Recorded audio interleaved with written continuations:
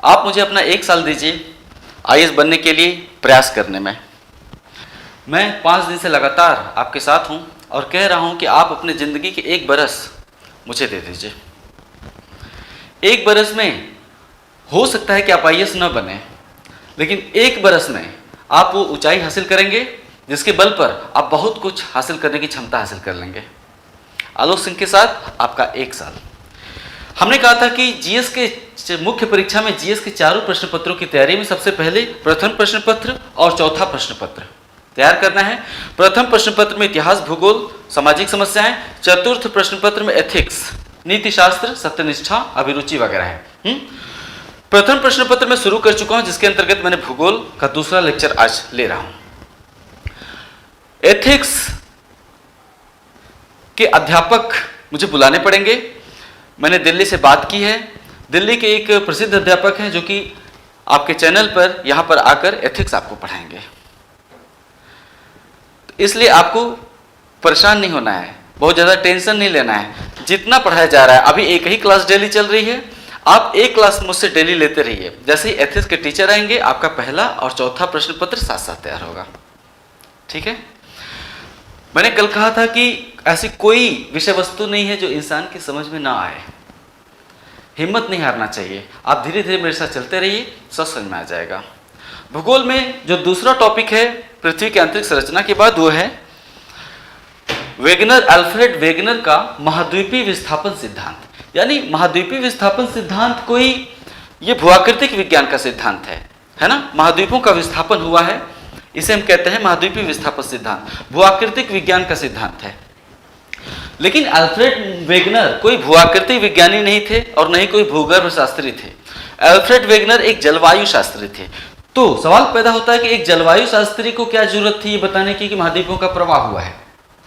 तो Alfred Wegener ने महाद्वीपों के प्रवाह से संबंधित जिन सिद्धांतों का प्रतिपादन किया उसे हम कहते हैं महाद्वीपीय विस्थापन सिद्धांत। हमने पहले ही बताया कि जर्मनी के अल्फ्रेड वेगनर मुख्य रूप से एक जलवायु शास्त्री थे। उनके सामने मुख्य समस्या जलवायु परिवर्तन की थी। वेगनर महोदय के सामने असली समस्या जलवायु परिवर्तन की थी। उन्होंने पाया था कि अलग अलग महाद्वीपों में हिमानीकरण के साक्ष्य मिलते हैं। थोड़ी देर एक बात और समझ लीजिए। विषुवत रेखा के सहारे उष्णकटिबंधीय जलवायु मिलती है। उत्तरी ध्रुव और दक्षिणी ध्रुव के सहारे ध्रुवीय जलवायु मिलती है। वहां पर बर्फ छाया रहता है, साल भर बर्फ का आच्छादन रहता है, उसे हम कहते हैं वहां पर हिमानीकरण है। तो हिमानीकरण उत्तरी और दक्षिणी ध्रुव की विशेषता है। विषुवत रेखा के सहारे उष्ण जलवायु पाई जाती है। लेकिन वेगनर महोदय ने देखा कि ब्राजील, जहां पे भी पीला निशान लगा है, मैं उसके संदर्भ में बात कर रहा हूं। वेगनर महोदय ने पाया कि ब्राजील, दक्षिण अफ्रीका, प्रायद्वीपीय भारत और ऑस्ट्रेलिया में उनको हिमानीकरण का साक्ष्य मिला। मतलब अतीत काल में कभी वहां बर्फ की मोटी मोटी चादरों का विस्तार था। वेगनर महोदय को इस बात का प्रमाण मिला कि अतीत काल में यहाँ बर्फ की मोटी मोटी चादरों का विस्तार था। यानी ये ध्रुवीय जलवायु के अधीन थे। ऐसा तभी हो सकता है जब ये कभी ध्रुवीय जलवायु के अधीन थे, तभी यहाँ पर हिमानीकरण का साक्ष्य मिला। तो वेगनर महोदय के सामने असली समस्या जलवायु संबंधी परिवर्तन की थी। उन्होंने पाया कि ये जो एक ही स्थल खंड हैं, ये अलग अलग समय में अलग अलग जलवायु के अधीन रहे हैं। अभी तो ये विषुवत रेखा के आसपास है। आप देखिए, यहाँ भी विषुवत रेखा के पास है, यहाँ भी, यहाँ भी, यहाँ भी। ये विषुवत रेखा के आसपास स्थित स्थल हैं। लेकिन वो इस निष्कर्ष पर पहुंचे कि एक ही स्थल खंड अलग अलग समय में अलग अलग जलवायु के अधीन रहे हैं। अब वो इसके कारणों की तलाश करने लगे कि ऐसा कैसे हो सकता है कि ब्राजील में, दक्षिण अफ्रीका में, भारत में, ऑस्ट्रेलिया में अतीत में मोटी मोटी बर्फ की चादरें थी। ऐसा तो तभी हो सकता है जब ये स्थल खंड अलग अलग जलवायु के प्रभाव में रहे हों। भले ही आज उष्णकटिबंध में है, लेकिन कभी हो सकता है ध्रुवीय क्षेत्र में रहे हों। इसके कारणों की तलाश में उन्होंने ढेर सारी यात्राएं की। वेगनर महोदय ने ढेर सारी यात्रा की। यात्रा करने के बाद उन्हें कुछ प्रमाण मिले, कुछ ठोस बातें मिली, कुछ हद तक ठोस बातें उन्हें मिली। उससे वो इस निष्कर्ष पर पहुंच गए कि ये महाद्वीप स्थिर नहीं है। वो इस निष्कर्ष पर पहुंचे कि महाद्वीप स्थिर नहीं, बल्कि इन महाद्वीपों का प्रवाह हुआ है। अर्थात भले ही ये महाद्वीप विषुवत रेखा के आसपास हैं, लेकिन कभी ये ध्रुवीय क्षेत्रों के पास थे। इस निष्कर्ष पर पहुंचे कि महाद्वीपों का प्रवाह हुआ है। इस तरह से एक जलवायु शास्त्री होते हुए भी वेगनर महोदय ने भूआकृति विज्ञान से संबंधित एक महत्वपूर्ण सिद्धांत का प्रतिपादन कर दिया। अब वेगनर महोदय को जो प्रमाण प्राप्त हुए उसके आधार पर उन्होंने कुछ बातें कही। क्या क्या बताया? वेगनर ने बताया कि जितना भी स्थलखंड है, वेगनर महोदय ने बताया कि जितने भी स्थलखंड दिखाई दे रहे हैं ये अतीत काल में, वेगनर महोदय ने बताया कि जितने भी स्थलखंड हैं ये अतीत काल में आपस में जुड़े हुए थे।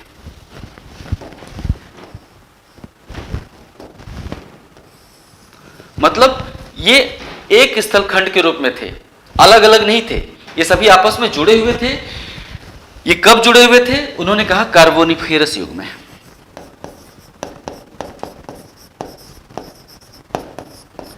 उनके अनुसार कार्बोनिफेरस युग में वर्तमान में जितने भी महाद्वीप हैं ये आपस में जुड़े हुए थे और एक विशाल महाद्वीप का निर्माण होता था। उस विशाल महाद्वीप को उन्होंने पैंजिया नाम दिया। पैंजिया। उन्होंने बताया कि एक ही विशाल महाद्वीप था और एक ही विशाल महासागर था। पैंजिया के चारों तरफ स्थित विशाल महासागर को उन्होंने पैंथालासा नाम दिया। उन्होंने पैंथालासा कहा, मतलब एक ही महाद्वीप, एक ही महासागर। वेगनर महोदय ने बताया कि पैंजिया की आंतरिक संरचना में 3 परतें थीं।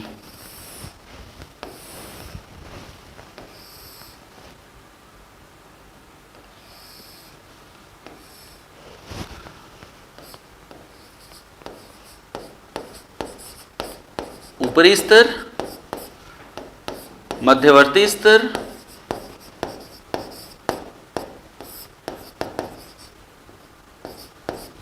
केंद्रीय भाग।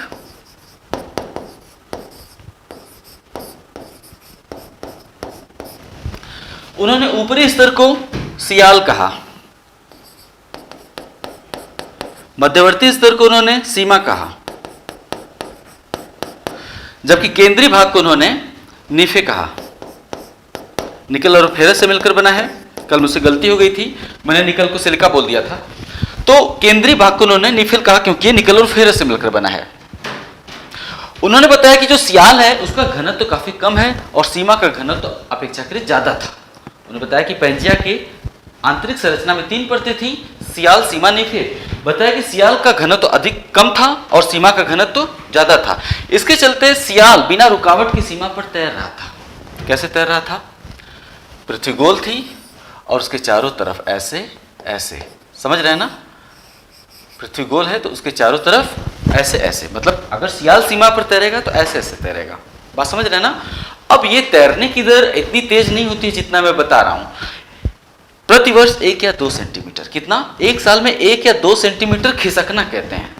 तैरना शब्द का प्रयोग क्यों कर रहे हैं? क्योंकि कम घनत्व वाला इसमें डूब नहीं सकता है, इसके ऊपर तैरती व्यवस्था में। चूंकि सीमा, जो सीमा है वो पेस्ट की तरह होता है, जैसे टूथपेस्ट होता है ना, न पूरा कठोर न पूरा द्रव, न पूरा कठोर न पूरा तरल, इसलिए पेस्ट की भांति होता है और घनत्व ज्यादा है। यही कारण है कि सियाल कम घनत्व का है और उसमें डूब नहीं पाता। तो सियाल जो है सीमा के ऊपर तैरती हुई अवस्था में था।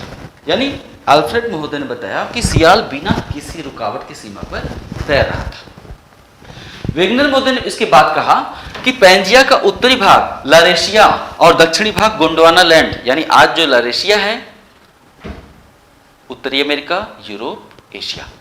उत्तरी अमेरिका, यूरोप, उत्तरी अमेरिका, यूरोप, एशिया, ये लारेशिया है। और गोंडवाना लैंड दक्षिण अमेरिका, अफ्रीका, भारत, भारत जो कि अफ्रीका से ही टूटकर जा लगा, एशिया से, अफ्रीका से ही टूटा, मेडागास्कर के पास था और एशिया से जा लगा। तो भारत भी गोंडवाना लैंड का ही भाग है। दक्षिण अमेरिका, अफ्रीका, प्रायद्वीपीय भारत और ऑस्ट्रेलिया, ये गोंडवाना लैंड के भाग थे। ठीक है। तो उन्होंने कहा कि पैंजिया का उत्तरी भाग लारेशिया, जबकि दक्षिणी भाग है ना, उत्तरी भाग लारेशिया और दक्षिणी भाग गोंडवाना लैंड को प्रदर्शित करता था। वेगनर महोदय ने बताया कि बाद में चलकर पैंजिया का विखंडन हो गया, मतलब लारेशिया और गोंडवाना लैंड एक दूसरे से अलग हो गए। वेगनर महोदय ने बताया कि लारेशिया और गोंडवाना लैंड का विखंडन हो गया, दोनों एक दूसरे से दूर होने लगे और उनके मध्यवर्ती भाग में पानी घुस गया। चारों तरफ महासागर था ही, दो स्थलखंड टूटकर अलग होंगे तो महासागरीय भाग का जल बीच में आ जाएगा, बीच में जो है पानी भर गया।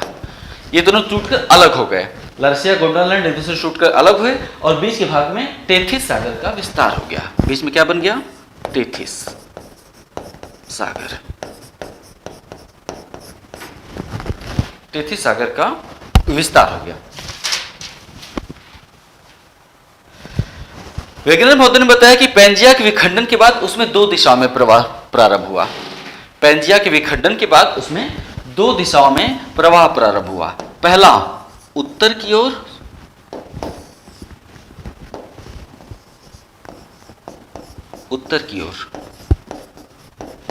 और पश्चिम की ओर।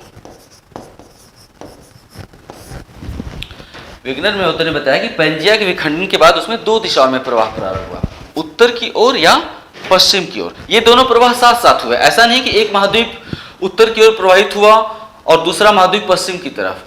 ये दोनों प्रवाह साथ साथ हुए। कुछ महाद्वीप उत्तर की तरफ भी प्रवाहित हुए और फिर पश्चिम की तरफ भी प्रवाहित हुए। विज्ञान महोदय ने बताया कि ये जो दोनों तरह के प्रवाह थे, ये दो तरह के बलों से संभव हुए। उन्होंने बताया कि उत्तर की ओर का जो प्रवाह है,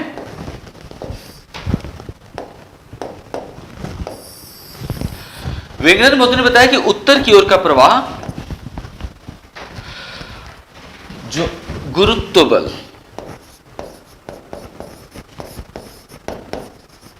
और प्लवनशीलता बल, उत्तर की ओर का प्रवाह गुरुत्व बल और प्लवनशीलता बल के चलते हुआ, जबकि पश्चिम की ओर का प्रवाह चंद्रमा की ज्वारीय शक्ति से हुआ।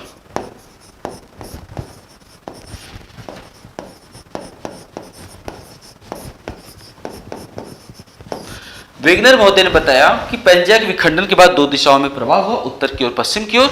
उत्तर की ओर का प्रवाह गुरुत्व बल और प्लवनशीलता के बल के कारण हुआ, क्योंकि कम घनत्व वाला सियाल सीमा पर तैर रहा था। कम घनत्व वाला सियाल सीमा पर तैर रहा था, इसलिए स्वाभाविक रूप से वो तैरती हुई अवस्था में था, जिसमें विस्थापन होता रहता था। तो उस बल प्लवनशीलता के बल के चलते उत्तर की ओर प्रवाह हुआ और पश्चिम की ओर का प्रवाह चंद्रमा की ज्वारीय शक्ति के चलते हुआ। दरअसल पृथ्वी चंद्रमा पर गुरुत्वाकर्षण बल लगाती है, उसी तरह से द्रव्यमान केवल पृथ्वी में नहीं है, द्रव्यमान चंद्रमा में भी है। अगर पृथ्वी चंद्रमा को अपनी तरफ खींचती है या बांधे रखती है अपने चारों तरफ, तो चंद्रमा भी पृथ्वी पर एक गुरुत्व बल लगाता है। चंद्रमा पृथ्वी पर जो गुरुत्व बल लगाता है, यानी जो आकर्षण बल लगाता है, उसे हम कहते हैं चंद्रमा की ज्वारीय शक्ति। चंद्रमा द्वारा पृथ्वी पर लगाए गए गुरुत्व बल के चलते ही यहाँ पर ज्वार भाटा आता है समुद्रों में। क्यों? क्योंकि पानी अपनी स्थिति को बदल सकता है, चट्टान अपनी स्थिति को नहीं बदल सकते। पानी में जो खिंचाव होता है ऊपर की तरफ जो खिंचाव होता है चंद्रमा की ज्वारीय बल के चलते, उसको हम कहते हैं ज्वारीय बल, है ना। तो ज्वार भाटा चंद्रमा की आकर्षण शक्ति से ही संभव हो पाता है। तो पृथ्वी कैसे घूम रही है? पृथ्वी पश्चिम से पूरब की ओर घूम रही है ना। पृथ्वी कैसे घूम रही है? पश्चिम से पूरब की ओर। और महाद्वीप किस पे स्थित है? सियाल पे। महाद्वीपीय भाग किस पे स्थित है? सियाल पे। पृथ्वी पश्चिम से पूरब की ओर घूम रही है, सियाल पे महाद्वीप स्थित है। चंद्रमा अपने ज्वारीय बल को जब लगाता है तो ये जो महाद्वीप हैं चंद्रमा की ज्वारीय बल से ठहरने का प्रयास करते हैं एक जगह पर, जबकि पृथ्वी पश्चिम से पूरब की ओर घूमती है। इसके चलते जो महाद्वीपीय क्षेत्र है वो पीछे छूट जाते हैं। पृथ्वी आगे घूमती रहती है और महाद्वीपीय क्षेत्र पीछे छूटते जाते हैं 1 या 2 सेंटीमीटर प्रतिवर्ष। कल्पना करना है यहाँ पे, ये सिद्धांत है, ये सच नहीं है। ये क्या है? ये एक सिद्धांत है। सिद्धांत हम कल्पनाओं के आधार पर करते हैं, उसमें एक संकल्पना होती है, संकल्पना में कल्पना शब्द लगा है। ये सारा कुछ कल्पनाशीलता है। हाँ, कुछ वैज्ञानिक प्रमाण जरूर होते हैं, लेकिन पूरा सत्य नहीं होता है, इसलिए इसे हम सिद्धांत कहते हैं। तो पश्चिम की ओर का प्रवाह चंद्रमा की ज्वारीय शक्ति से हुआ, क्योंकि पृथ्वी पश्चिम से पूरब की ओर घूम रही है और सियाल पर स्थित महाद्वीप चंद्रमा की ज्वारीय शक्ति से पीछे छूट गए। ठीक वैसे ही जैसे हम किसी कार में बैठकर यात्रा करने वाले हों, कार अचानक से आगे की ओर बढ़ती है तो हम पीछे झुक जाते हैं। कार अचानक से आगे की ओर बढ़ती है तो हम पीछे झुक जाते हैं। क्यों? क्योंकि हम कार के रफ्तार का साथ शुरू में नहीं दे पाते, कार के रफ्तार का साथ थोड़ी देर बाद हम दे पाते हैं। अचानक हम पीछे क्यों झुक जाते हैं? क्योंकि पृथ्वी की गुरुत्वाकर्षण शक्ति हमें रोकने का प्रयास करती है। ठीक उसी तरह चंद्रमा की आकर्षण शक्ति इन महाद्वीपों को रोकने का प्रयास की, जिससे पृथ्वी आगे घूम गई और महाद्वीप पीछे चले गए। क्लियर? तो पश्चिम की ओर का प्रवाह चंद्रमा की ज्वारीय शक्ति से संभव हुआ।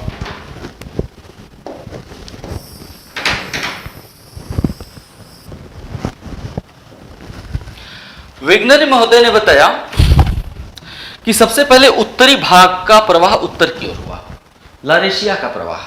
सबसे पहले लारेशिया का प्रवाह उत्तर की ओर, मतलब उत्तरी अमेरिका, यूरोप और एशिया सर्वप्रथम उत्तर की ओर प्रवाहित हुए, लारेशिया।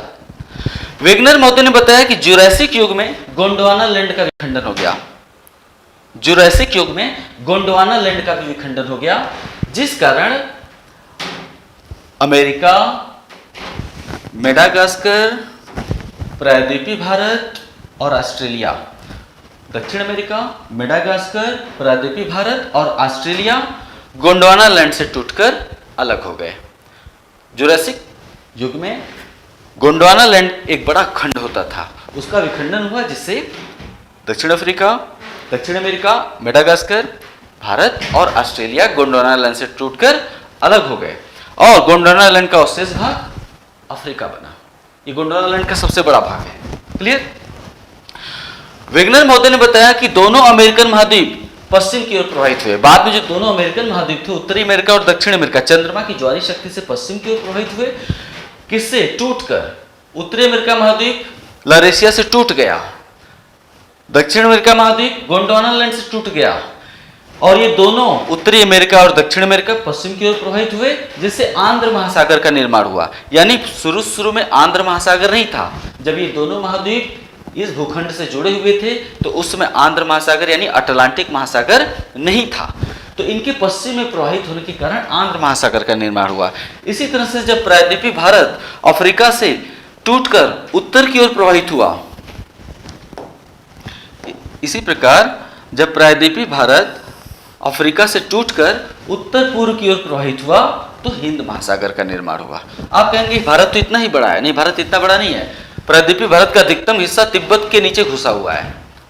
भारत के उत्तर में हिमालय, हिमालय के उत्तर में तिब्बत, यानी प्रायद्वीपीय भारत आज उतना ही नहीं है जितना हमें दिखाई देता है। प्रायद्वीपीय भारत तो यानी वो जो गोंडवाना लैंड का भाग, प्रायद्वीपीय भारत को हम क्या कहते हैं? ये गोंडवाना लैंड का एक भाग है। तो गोंडवाना लैंड का एक भाग के रूप में भारत इतना ही नहीं है जितना आज प्रायद्वीपीय भारत के रूप में दिखाई देता है।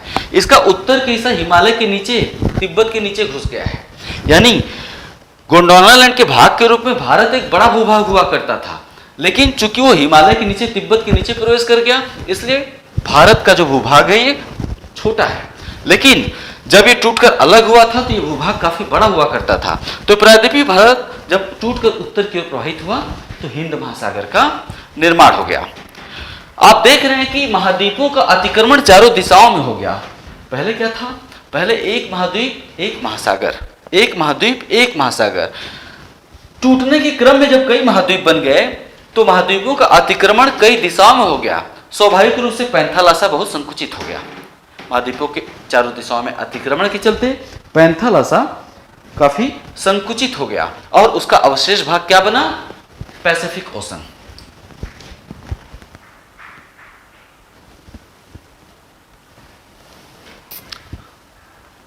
ये देख रहे हैं, एशिया के पूर्व में ये पूरा का पूरा क्या है?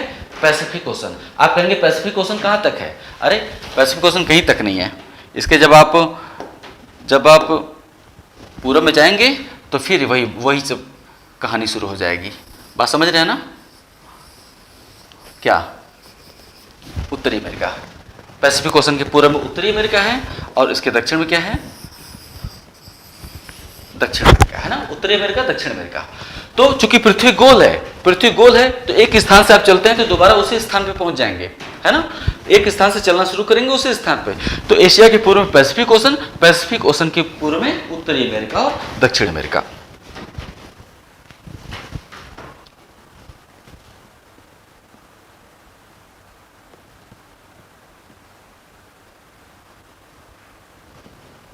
ठीक है। आपने देखा कि महाद्वीपों का चारों दिशाओं में अतिक्रमण हुआ, पैंथालसा काफी संकुचित हुआ, उसका अवशेष भाग क्या बना? पैसिफिक ओशन बना। ये था वेगनर महोदय का महाद्वीपीय विस्थापन सिद्धांत। अब वेगनर महोदय ने अपने इस महाद्वीपीय विस्थापन सिद्धांत के सहारे वलित पर्वतों की उत्पत्ति की समस्या को समझाने का प्रयास किया कि वलित पर्वत कहाँ थे पहले। जब पैंजिया था उस समय तो वलित पर्वत रहा नहीं होगा, बाद में ये मोड़दार पर्वत कैसे बन गए? एंडीज, रॉकीज, हिमालय भारत के उत्तर में। तो उन्होंने क्या किया कि अपने महाद्वीपीय विस्थापन सिद्धांत के जरिए वलित पर्वतों की उत्पत्ति की समस्या को भी सुलझाने का प्रयास किया। इसके अलावा सभी महाद्वीपों के पश्चिम में द्वीपीय चाप दिखाई देते हैं, जैसे मैक्सिको की खाड़ी के पूर्व में क्यूबा और वेस्ट इंडीज, क्यूबा और वेस्ट इंडीज। इसी तरह सभी महाद्वीपों के पूर्व में, अमेरिकन महाद्वीपों के पूर्व में क्यूबा, वेस्ट इंडीज, इसे हम पश्चिमी द्वीप समूह कहते हैं, क्यूबा और वेस्ट इंडीज को। इसी तरह से एशिया के पूर्व में एशिया के पूर्व में क्यूराइल द्वीप समूह, सखालीन द्वीप समूह, जापान द्वीप समूह और फिलिपाइन द्वीप समूह। ये द्वीप समूह कैसे बन गए? जैसा कि अमेरिका के पूर्व में और एशिया के पूर्व में दिखाई देता है। ये पूर्व में ही क्यों है, पश्चिम में क्यों है, क्यों नहीं है? ये द्वीप समूह महाद्वीपों के पूर्व में ही क्यों है, पश्चिम में क्यों नहीं है? तो वेगनर महोदय ने महाद्वीपीय विस्थापन सिद्धांत के जरिए वलित पर्वतों की उत्पत्ति की समस्या और द्वीपीय चाप, मतलब जब कई द्वीप श्रृंखलाबद्ध रूप में बनते हैं, जैसे चाप क्या होता है भाई? ये एक आकृति, इसे हम क्या कहते हैं? चाप कहते हैं। जैसे हिमालय क्या है? चापाकार है ना? तो इस आकृति को हम चाप कहते हैं। तो वेगनर महोदय ने अपने सिद्धांत के जरिए न केवल वलित पर्वतों की उत्पत्ति की समस्या बल्कि द्वीपीय चापों की उत्पत्ति की समस्या को भी सुलझाने का प्रयास किया। वेगनर महोदय ने बताया कि जब सियाल पर स्थित दोनों अमेरिकन महाद्वीप, भाई महाद्वीप किस पे हैं? सियाल पर स्थित हैं। सियाल कम घनत्व का है, सीमा ज्यादा घनत्व का है, सियाल सीमा पर तैर रहा है। दोनों अमेरिकन महाद्वीप सियाल पर हैं। तो उन्होंने बताया कि सियाल पर स्थित जब दोनों अमेरिकन महाद्वीप पश्चिम की ओर प्रवाहित हो रहे थे, है ना, पश्चिम की ओर प्रवाहित हो रहे थे, तो सियाल सीमा से टकरा गया। मतलब नीचे से घर्षण उत्पन्न होने लगी। ये जो बीच का भाग है ना, ये जो बीच का भाग है ना, इसने रुकावट पैदा करने की कोशिश की, इस बीच के भाग ने। तो आगे बढ़ने में दिक्कत आई सियाल को। मतलब दोनों अमेरिकन महाद्वीप जब पश्चिम की ओर प्रवाहित हो रहे थे तो सियाल द्वारा सियाल सीमा से टकरा गया, यानी सीमा द्वारा सियाल पर रुकावट उत्पन्न की गई, जिसके चलते दोनों अमेरिकन महाद्वीपों के पश्चिमी भाग मुड़कर वलित हो गए, है ना? क्योंकि जब सियाल सीमा पर तैर रहा था, दोनों अमेरिकन महाद्वीप पश्चिम की ओर प्रवाहित हो रहे थे, तो नीचे से सीमा द्वारा रुकावट हुई, जैसे रास्ते में कोई अवरोध खड़ा हो जाए, सीमा द्वारा रुकावट हुई और दोनों अमेरिकन महाद्वीपों के पश्चिमी भाग वलित हो गए। परिणामस्वरूप रॉकीज और एंडीज जैसे विशाल पर्वतों की रचना हुई। इसी प्रकार उन्होंने बताया कि जब अफ्रीका से टूटकर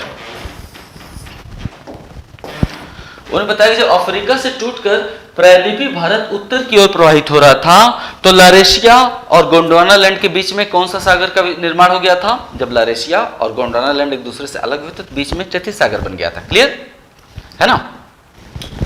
तो जब प्रायद्वीपीय भारत उत्तर की ओर प्रवाहित हो रहा था तो टेथिस सागर में सदियों से जमा अवसादी मलबा, भाई समुद्रों में क्या ला जाता है? नदियों द्वारा बहाकर ढेर सारा नदियां क्या करती हैं? स्थल भाग को काटती हैं, अपरदित करती हैं। वो सारा अवसादी मलबा बालू के रूप में कहाँ जमा होता है? महासागरों में जमा होता है। धीरे धीरे अवसादी चट्टान यानी परतदार चट्टान का रूप धारण कर लेता है। क्लियर?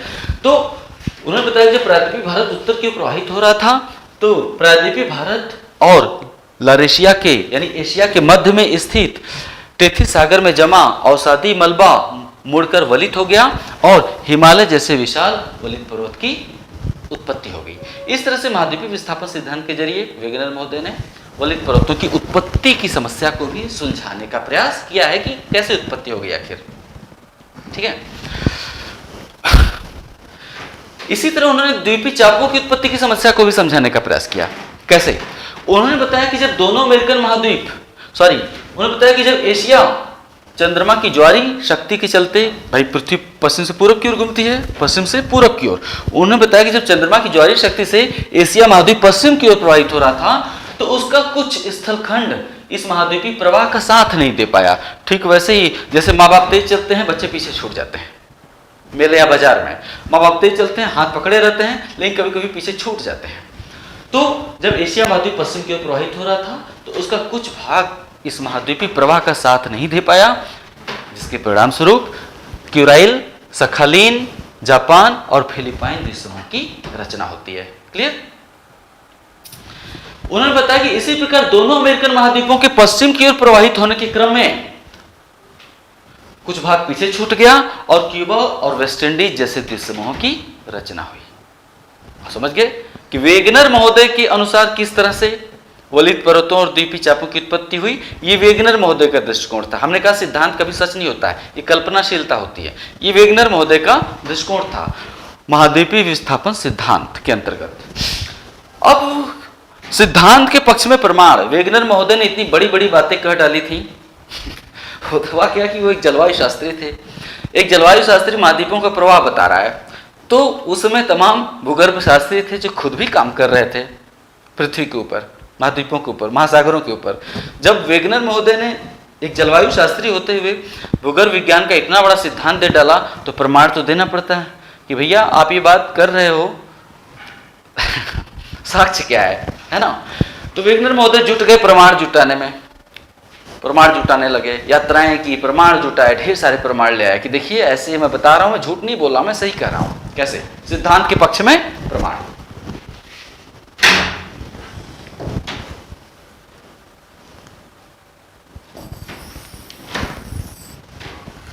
सिद्धांत के पक्ष में प्रमाण।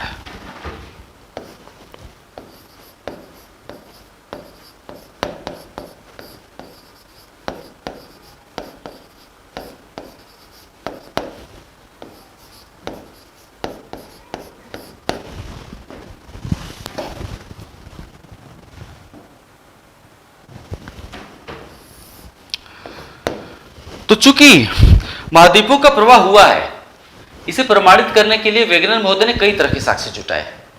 वो साक्ष्य भूगर्भिक थे, भूआकृतिक थे। ये क्या होता है भूगर्भिक, बताता हूं। जब चट्टानों की संरचना का अध्ययन करते हैं तो भूगर्भिक कहते हैं कि चट्टानों की संरचना कैसे है।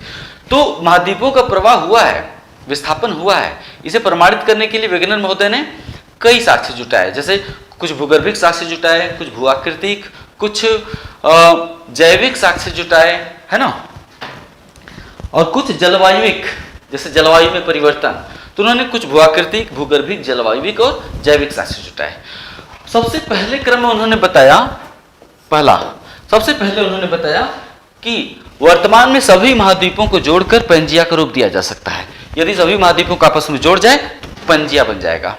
हाँ, ये अलग बात है कि विस्थापन के क्रम में उनकी तटीय संरचना में काफी बदलाव आया है, क्योंकि यहाँ पर हवा पानी हमेशा अपना काम करता रहता है, जिससे अपरदन होता रहता है ना। तो उन्होंने बताया कि सभी महाद्वीपों को जोड़कर मोटा मोटा रूप में एक पेंजिया का रूप दिया जा सकता है। उन्होंने ये, हाँ आप पहले के अंतर्गत ही लिखेंगे, फर्स्ट के अंतर्गत, ठीक है। इस चित्र को देखना जरूरी है। उन्होंने बताया कि ब्राजील तट और गिनी तट, यहाँ पे अफ्रीका में गिनी नामक देश है, इसलिए इसको हम क्या कहते हैं, गिनी कोस्ट कहते हैं। उन्होंने बताया कि गिनी तट और ब्राजील तट में भूआकृतिक और भूगर्भिक समरूपता पाई जाती है। मतलब भूआकृतिक रूप से और भूगर्भिक रूप से दोनों एक हैं। भूआकृतिक रूप से कैसे, आप देखिए, इन दोनों को जोड़िए, जोड़ देंगे।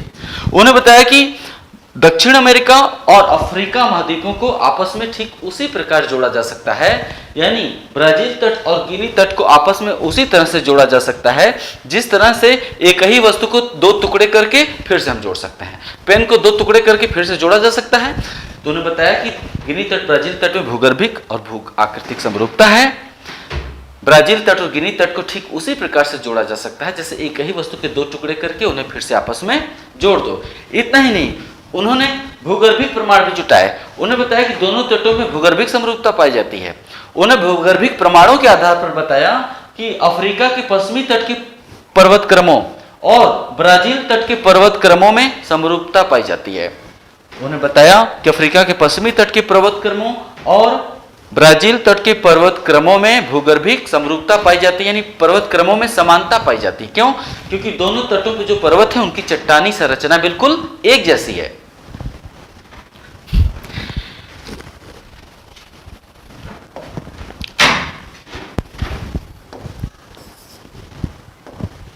दूसरा दूसरा उन्होंने बताया कि जितना क्षेत्रफल मैक्सिको की खाड़ी का है,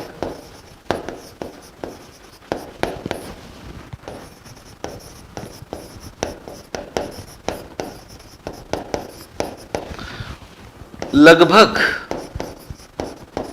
उतना ही क्षेत्रफल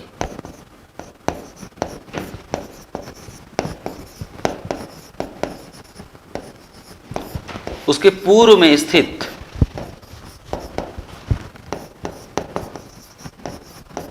द्वीपों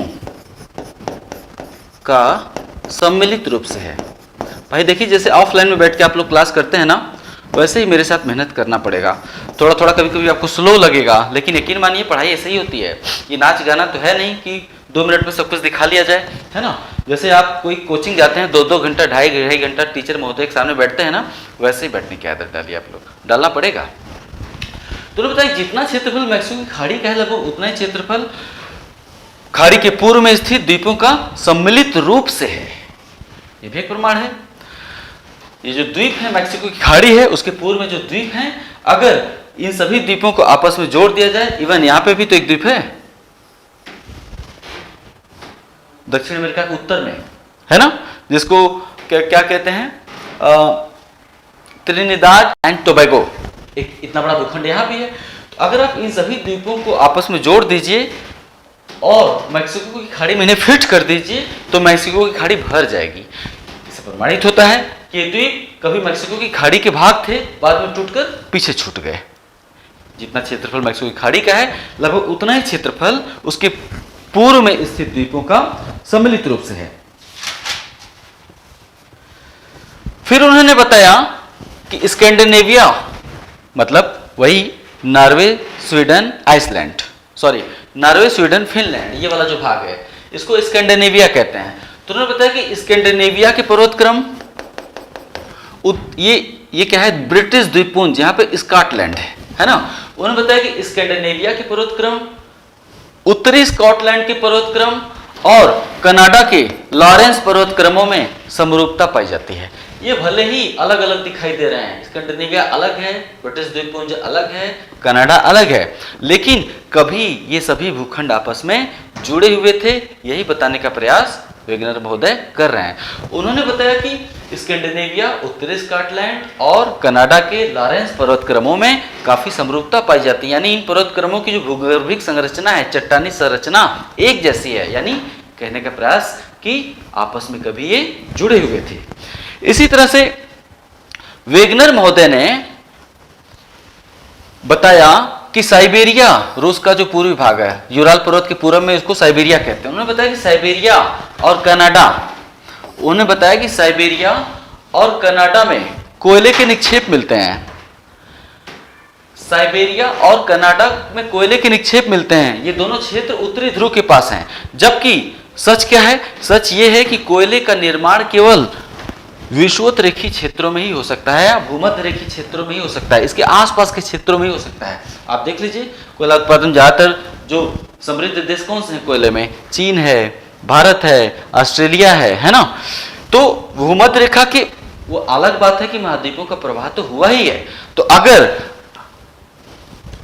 रूस में भी कोयला पाया जाता है, उत्तरी अमेरिका में भी कोयला पाया जाता है, तो उन्होंने बताया कि साइबेरिया और कनाडा में कोयले के निक्षेप कहां से मिलते हैं, जबकि कोयले का निर्माण केवल विषुवत रेखीय क्षेत्रों में ही हो सकता है।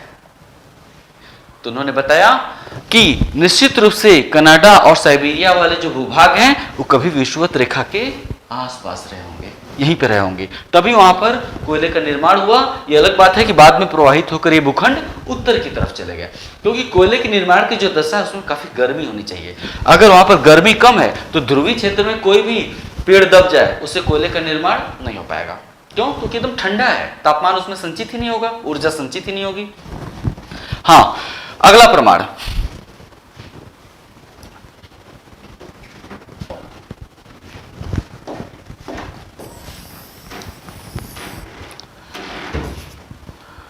तीन प्रमाण हो गए।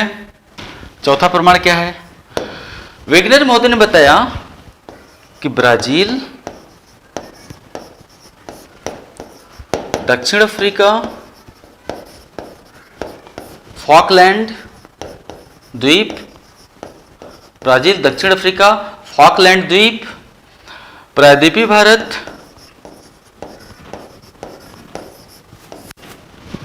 वन मिनट, फॉकलैंड द्वीप नहीं, ऑस्ट्रेलिया यहां लिख देते हैं। उन्होंने बताया कि ब्राजील, दक्षिण अफ्रीका, ऑस्ट्रेलिया और प्रायद्वीपीय भारत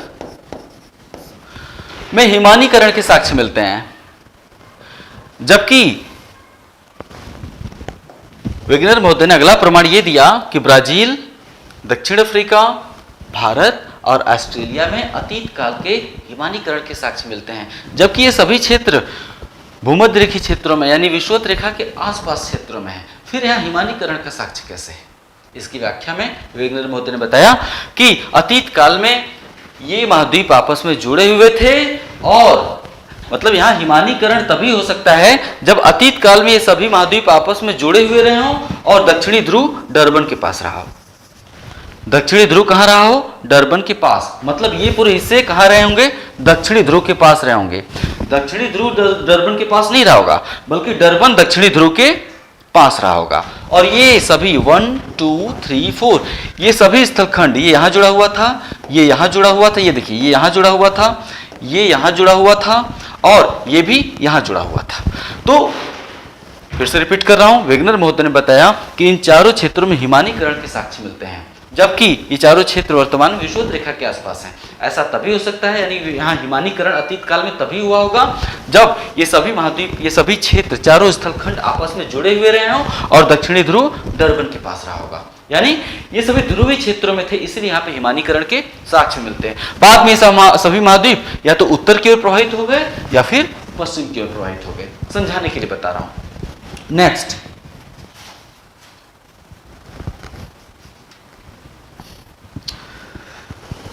चलिए प्रमाण बताने के लिए इतना काफी है। वेगनर महोदय के प्रमाणों में भी 6-7 और हैं, लेकिन चूंकि आप जीएस का स्टडी कर रहे हैं, 6-7 अरे 8-10 तो छोड़िए, 2 से 3 प्रमाण भी दे देंगे ना तो समय कम पड़ जाएगा। तो आपने जो 5 या 6 प्रमाण बताए वेगनर महोदय के अनुसार उतना पर्याप्त है। हर सिद्धांत में एक बुराई होती है कि उसमें कुछ कमियां होती हैं।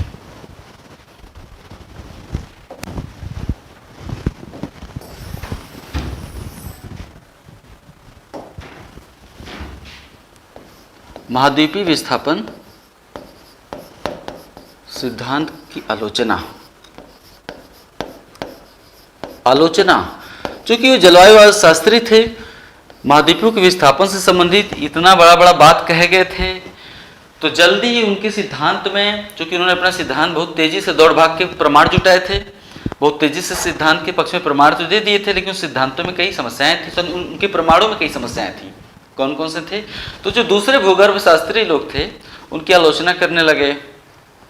एक व्यक्ति ऐसे तो वेगनर महोदय ने बहुत, उनका योगदान काफी ज्यादा है, महाद्वीपों का प्रवाह हुआ ही सबसे पहले वेगनर महोदय ने ही बताया, लेकिन आलोचना उसी की होगी जो बड़ा काम करेगा। तो बाकी लोग जो भूगर्भ शास्त्री थे वो वेगनर महोदय की खिल्ली उड़ाने लगे कि आप जलवायु शास्त्री हैं और इतनी बड़ी बात कर रहे हैं, जबकि आप जो कह रहे हैं वो तो झूठ है, ऐसा तो संभव ही नहीं है। क्या ये संभव है कि चंद्रमा की ज्वारीय शक्ति से महाद्वीप पीछे छूट जाए? हद है। अच्छा बताइए, पंजिया का विखंडन कैसे हो गया? वेगनर महोदय चुप, कोई कारण ही नहीं बता पाए, क्योंकि जब आप सिद्धांत देते हैं तो उसका कारण बताना पड़ता है। तो बाकी लोगों ने पूछा कि पंजिया का विखंडन कैसे हुआ, बताइए। तो उन्होंने कहा कि इस बारे में कुछ खास नहीं, बोला आंतरिक कारणों से हुआ। कैसे हुआ? आंतरिक कारणों से हुआ। अच्छा, तो विखंडन से पहले पंजिया किस बल से आपस में जुड़ा हुआ था, ये भी बताने में विफल रहे। बोले अच्छा चलो कोई बात नहीं, दोनों अमेरिकन महाद्वीप पश्चिम की ओर प्रवाहित हो गए, दोनों अमेरिकन महाद्वीप पश्चिम की ओर प्रवाहित हो गए। आज हमें अटलांटिक महासागर में विशाल मध्यवर्ती कटक दिखाई देता है, पहाड़ की तरह है, डूबा हुआ पहाड़ कह सकते हैं आप। तो अटलांटिक महासागर में विशाल मध्यवर्ती कटक दिखाई देता है, आज वर्तमान की बात कर रहा हूं, ऐसे है। तो बुराई करने वालों ने पूछा कि जब दोनों अमेरिकन महाद्वीप पश्चिम की ओर प्रवाहित हो गए तो उस समय मध्यवर्ती कटक कहां था, मतलब मध्य अटलांटिक कटक उस समय कहां था, और बाद में इसका निर्माण कैसे हो गया? वेगनर महोदय चुप, इसका भी कारण नहीं बता पाए। वेगनर महोदय कई परस्पर विरोधी बातें भी कर डाले। पहले बताया कि सियाल सीमा के ऊपर बिना किसी रुकावट के तैर रहा है, पहले बताया कि सियाल सीमा के ऊपर बिना किसी रुकावट के तैर रहा है। बाद में करने लगे, बाद में जब वलित पर्वतों की उत्पत्ति की व्याख्या करने लगे, एंडीज और रॉकीज की उत्पत्ति की व्याख्या करने लगे, तो बताने लगे कि जब सियाल सीमा पर तैर रहा था तो अचानक सीमा द्वारा रुकावट पैदा की गई, अर्थात सियाल सीमा से टकरा गया, जिसके परिणाम स्वरूप दोनों महाद्वीपों के पश्चिमी भाग वलित हो गए। तो ये तो विरोधी बात है, जब सियाल सीमा पर बिना किसी रुकावट के तैर रहा था तो बाद में टकरा कैसे गया? तो उन्होंने कई परस्पर विरोधी बातें कर डाली। इसी तरह उन्होंने कहा कि गुरुत्व बल के चलते महाद्वीपों का उत्तर की ओर प्रवाह हुआ, लेकिन ये गलत है। गुरुत्व बल के चलते महाद्वीपों में प्रवाह नहीं होगा, वो दूर नहीं जाएंगे बल्कि आपस में सट जाएंगे। इसको कहते हैं गुरुत्व बल, आकर्षण बल होता है वो। तो गुरुत्व बल के चलते उनमें प्रवाह नहीं होगा बल्कि वो एकजुट हो जाएंगे। इसी तरह उन्होंने बताया कि चंद्रमा की ज्वारी शक्ति से दोनों अमेरिकन महाद्वीपों का पश्चिम की ओर प्रवाह हुआ है।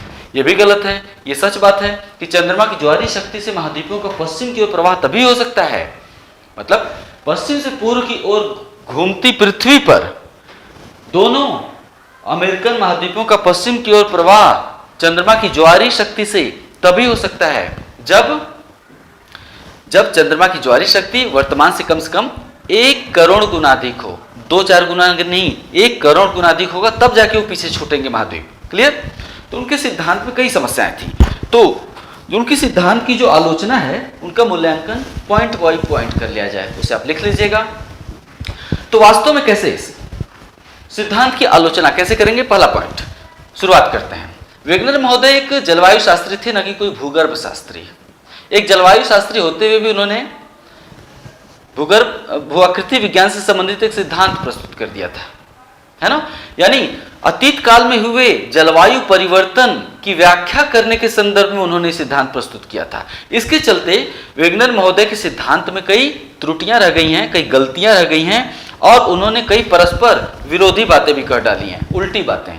पहला, चंद्रमा की उन्होंने महाद्वीपों के प्रवाह के लिए, पहला पॉइंट, उन्होंने महाद्वीपों के प्रवाह के लिए जिन बलों का प्रयोग किया है, महाद्वीपों का प्रवाह के लिए जिन बलों को कारक बताया है वो बल अपर्याप्त हैं। उतने बल के चलते महाद्वीपों का प्रवाह नहीं हो सकता। जैसे गुरुत्व बल के चलते महाद्वीप दूर नहीं जाएंगे बल्कि पास आ जाएंगे, उसी तरह से चंद्रमा की ज्वारी शक्ति से महाद्वीपों का प्रवाह तभी पश्चिम की ओर हो सकता है जब चंद्रमा की ज्वारी शक्ति 1 करोड़ गुना ज्यादा हो। दूसरी आलोचना का आधार क्या था? वेगनर महोदय ने यह नहीं बताया कि पेंजिया का विखंडन कैसे हुआ। जब आप कोई सिद्धांत देते हैं तो उसके कारणों को बताना जरूरी है। तो पेंजिया के विखंडन के कारणों को बताने में वेगनर महोदय ने केवल इतना बताया कि ऐसा आंतरिक कारणों से हुआ। उन्होंने बताया कि पेंजिया का विखंडन आंतरिक कारणों से हुआ। यह तथ्य जो है इनके सिद्धांत के वैज्ञानिक आधार को कमजोर करता है। दूसरा,